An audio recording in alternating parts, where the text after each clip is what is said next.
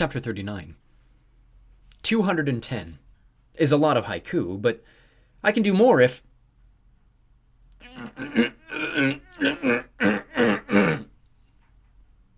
Speaking of Piper McLean, I embarrassed myself when I popped in to visit her. It was a lovely summer night in Tahlequah, Oklahoma. The stars were out by the millions, and cicadas chirped in the trees. Heat settled over the rolling hills. Fireflies glowed in the grass. I had willed myself to appear wherever Piper McLean might be. I had ended up standing on the flat roof of a modest farmhouse, the McLean ancestral home. At the edge of the roof, two people sat shoulder to shoulder, dark silhouettes facing away from me. One leaned over and kissed the other. I didn't mean to, but I was so flustered I flashed the camera light on, inadvertently changing from Lester to my adult Apollo form. Toga, blonde hair, muscles, and all. The two lovebirds turned to face me. Piper McLean was on the left. On the right sat another young lady with short, dark hair and a rhinestone nose stud that winked in the darkness. Piper unlaced her fingers from the other girls. Wow, Apollo! Timing! Sorry, Who's this? The other girl asked, taking in my bedsheet clothing. Your dad has a boyfriend? I suppressed a yelp.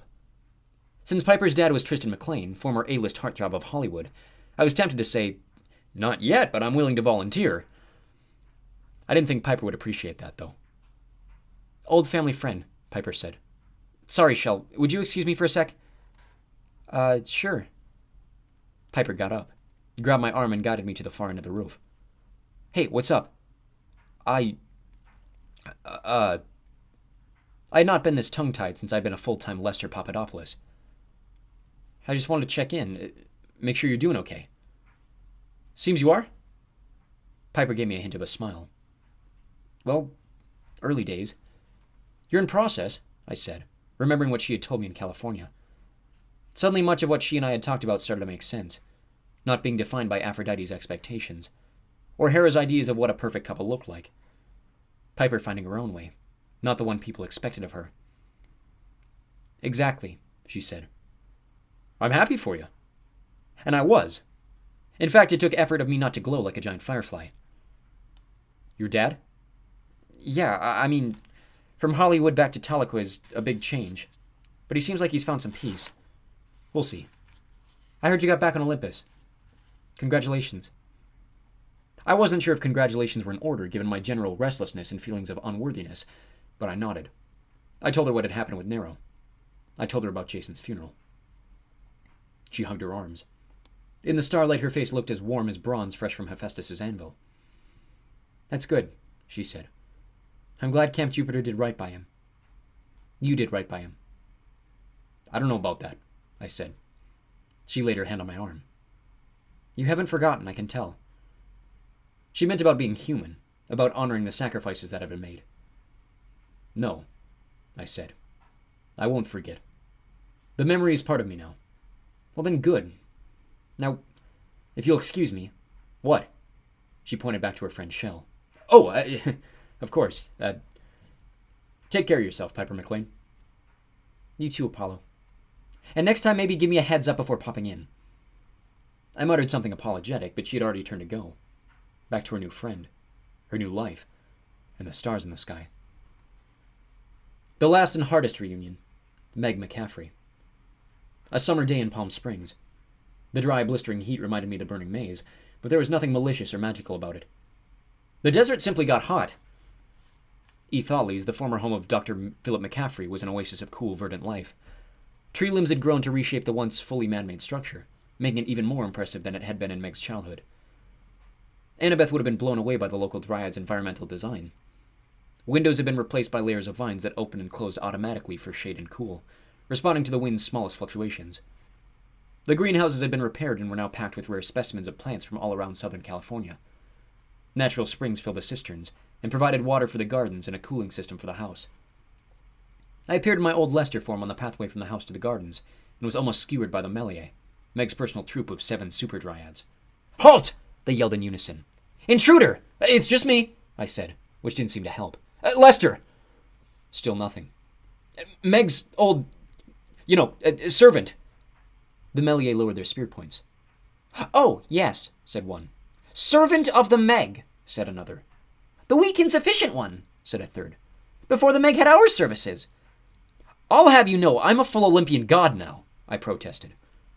The Dryads didn't look impressed. We will march you to the Meg, one said. She will pass judgment, double time. They formed a phalanx around me and herded me up the path. I could have vanished, or flown away, or done any number of impressive things, but they had surprised me. I fell into my old Lesterish habits and allowed myself to be force-marched to my old master. We found her digging in the dirt alongside her former Nero family members, showing them how to transplant cactus saplings. I spotted Amelia and Lucius, contentedly caring for their baby cacti. Even young Cassius was there, though how Meg had tracked him down I had no idea. He was joking with one of the Dryads, looking so relaxed I couldn't believe he was the same boy who had fled from Nero's tower. Nearby at the edge of a newly planted peach orchard, the Karpos peaches stood in all his diapered glory. Oh, sure, he showed up after the danger had passed. He was engaged in a heated conversation with a young female Karpos, whom I assumed was a native of the area. She looked much like Peaches himself, except she was covered in a fine layer of spines. Peaches, Peaches told her. Prickly pear, the young lady rejoined. Peaches! Prickly pear! That seemed to be the extent of their argument. Perhaps it was about to devolve into a death match for local fruit supremacy. Or perhaps it was the beginning of the greatest love story to ever ripen. It was hard to tell with Karpoi. Meg did a double take when she saw me. Her face split with a grin. She wore her pink Sally Jackson dress, topped with a gardening hat that looked like a mushroom cap. Despite the protection, her neck was turning red from the work outdoors. You're back, she noted. I smiled. You're sunburned. Come here, she ordered. Her commands no longer held force, but I went to her anyway. She hugged me tight. She smelled like prickly pear and warm sand. I might have gotten a little teary-eyed. You guys keep at it, she told her trainees. I'll be back. The former Imperial children looked happy to comply. They actually seemed determined to garden, as if their sanity depended on it, which perhaps it did. Meg took my hand and led me on a tour of the new estate, the Melier still in our wake. She showed me the trailer where Heraphili the Sibyl now lived when she wasn't working in a town as a tarot card reader and a crystal healer. Meg boasted that the former oracle was bringing in enough cash to cover all of Aethali's expenses. Our Dryad friends Joshua and Aloe Vera were pleased to see me. They told me about their work traveling across Southern California, planting new Dryads and doing their best to heal the damage from the droughts and wildfires. They had lots of work still to do, but things were looking up. Aloe followed us around for a while, lathering Meg's sunburnt shoulders with goo and chiding her. Finally, we arrived in the house's main room, where Lugusella was putting together a rocking chair. She'd been fitted with new mechanical hands. Compliments, Meg told me, of the Hephaestus cabinet at Camp Half-Blood. Hey, cellmate, Lu grinned. She made a hand gesture that was usually not associated with a friendly greeting. Then she cursed and shook her metal fingers until they opened into a proper wave. Sorry about that.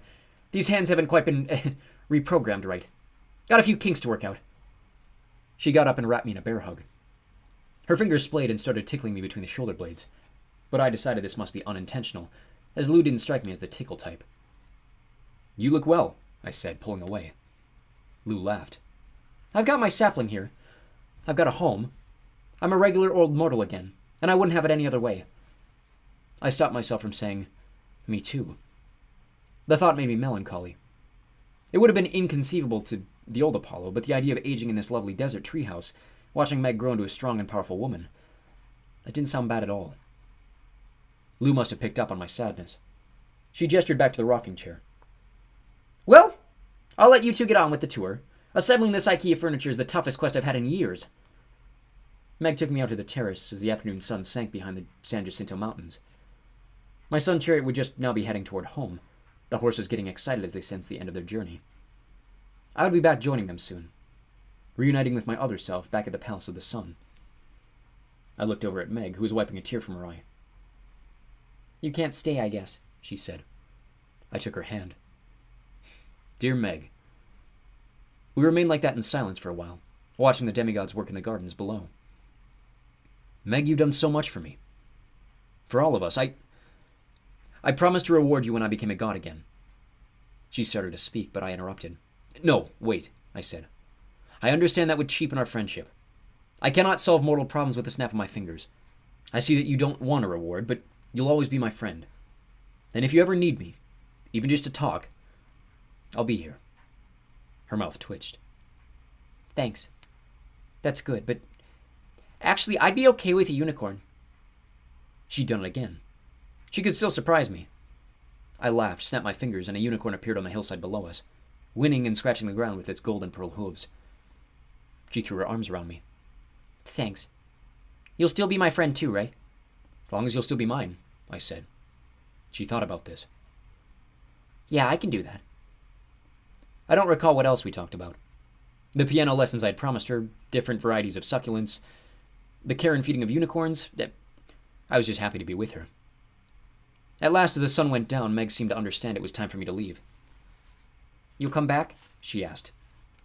Always, I promised. The sun always comes back. So, dear reader, we have come to the end of my trials.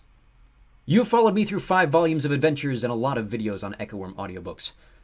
By my reckoning, you've read about 210 of my haiku. Like Meg, you surely deserve a reward.